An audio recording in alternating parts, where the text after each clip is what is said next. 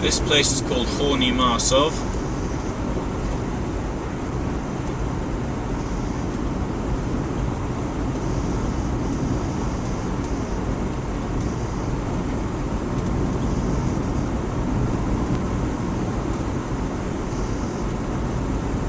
That's how fast I'm going.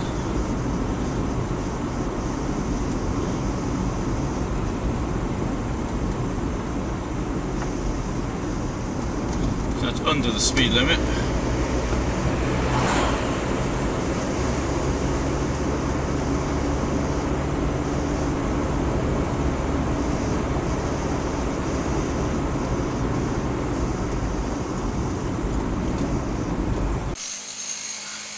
So this village is called Horní Maršov.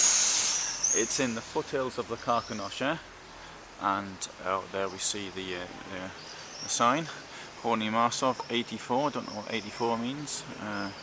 Maybe that's when that hotel was put up. And here on the left we have the brewery, or the ex-brewery, because there was a brewery, it was founded here in the 16th century, I think it was.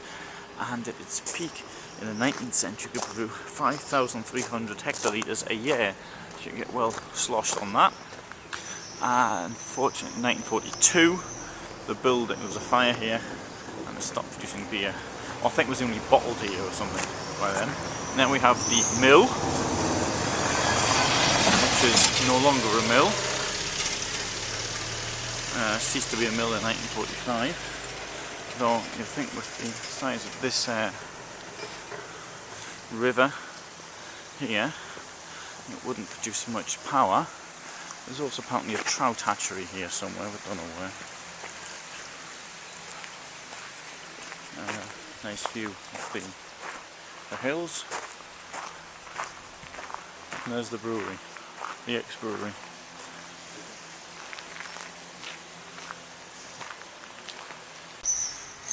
That means the Castle Hotel, don't we? It's a very cute place, this though, here. I noticed the people who owned the brewery had both German and Czech names. Now this was obviously a German speaking area from about the 13th, 14th century onwards. It's a very ornate building, even if it's somewhat deteriorating.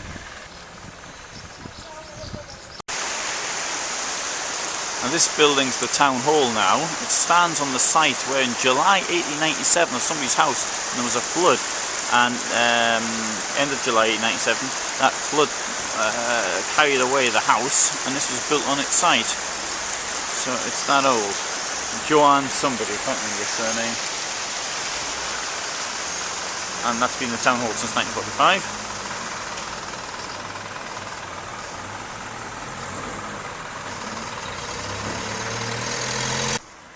So there we have the sawmill, which dates back to 1859 and also destroyed in the flood I mentioned in 1897, but it was replaced a year later. I've got one of them things there, which I think maybe... I know they use them things for making paper, because I was at a paper plant in May in Sweden. Fortunately, still lots of trees around here, so they didn't. I didn't have to replant the trees once they cut them down. But there's no shortage of them here. It also seems to be mixed, which is normally a sign in many areas in Europe anyway, that it's it could be the original forest, but there's a sawmill right here, one wonders. It belonged to the Śnieżka family, which owned a lot of the land to the north of here in what was then Prussia. This was the time they were hanging around, this was Austria then. Part of their family was Eichelberg, which owned a lot of the land around here, and between the two of them they put the thing together. Śnieżka family, I mean there's a museum I think just south of Jelenia Góra somewhere. Their land holdings went back I think the 14th, 15th century or thereabouts.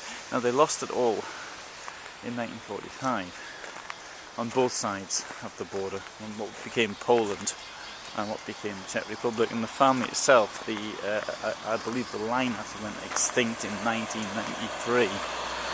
So there's nobody could even claim if they wanted to.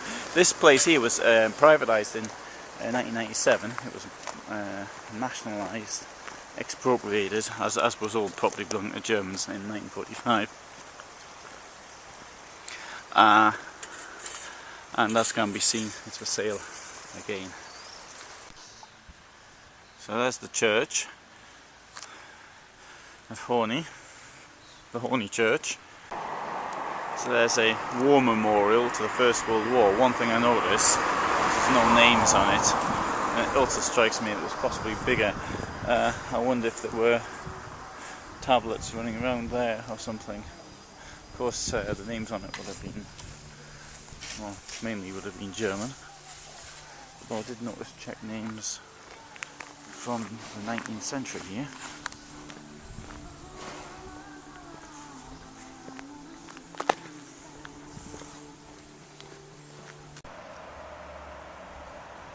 So the church dates back 1895, started work on it, and the work seemed to be progressing quite quickly until the aforementioned flood of July 1897 sort of did it in. And nonetheless, work resumed pretty quickly, and it was finished before the century was out. The bells, it says the bells were destroyed twice, once in the First World War and once in the Second World War. Well, I don't know how that happened, considering there was no fighting around here. Maybe they were taken away for melting down to make guns out of or something, I don't know. But the bells have been back since the 1990s, and it's written with an inscription in Czech and German for reconciliation and peace, which is, I think, a nice thing. The church itself that actually dates back, the idea of it, 1882, when Alwaz Chervin something, can't remember her surname, bought it off the Eicherberg family and the land, and she thought a church would be necessary to keep the people in order. I mean, to give the people the word of God, and sorry, a little bit of atheistic commentary coming through there. Actually made by this Czech family. 80% of the costs were borne by them, which must have been quite substantial, because looking at it, let's say in today's money how much it was going to cost, and we're certainly looking at millions of euro. So it's not cheap building something like that.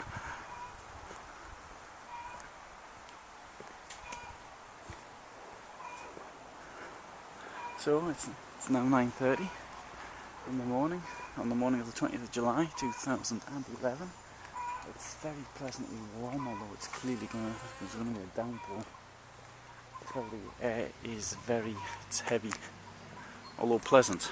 It's not heavy and unpleasant. There's a bit of blue sky up there as well, which is always nice.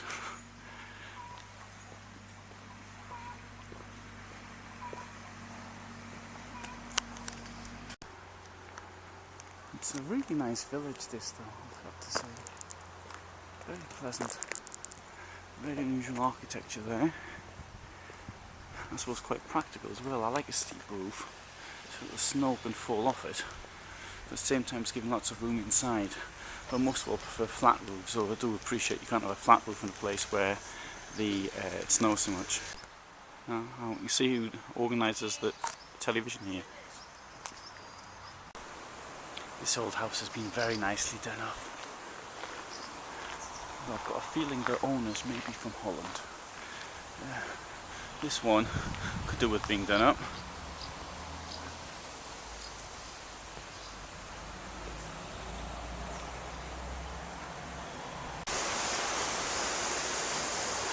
So I finished my brief walk around this place, and I'm now going to continue my journey into the Krkonoše, eastern Krkonoše now. So I'm now pulling out of Horní Maršov. On the right I've got the local palace, which is pretty impressive and is for sale.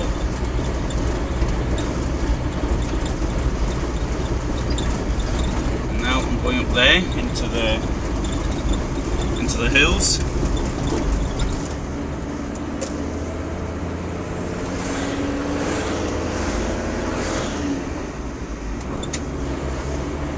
Now it's very warm. I would say it's about what, 22, 23. I think though the heat is being exaggerated because of the air it's very I wouldn't say it's very humid, but it's clearly going to pour with rain sooner or later. I could hold off until this evening, but we'll see. But it's quite heavy. To the right there was blue sky earlier. It's not any longer, wasn't it?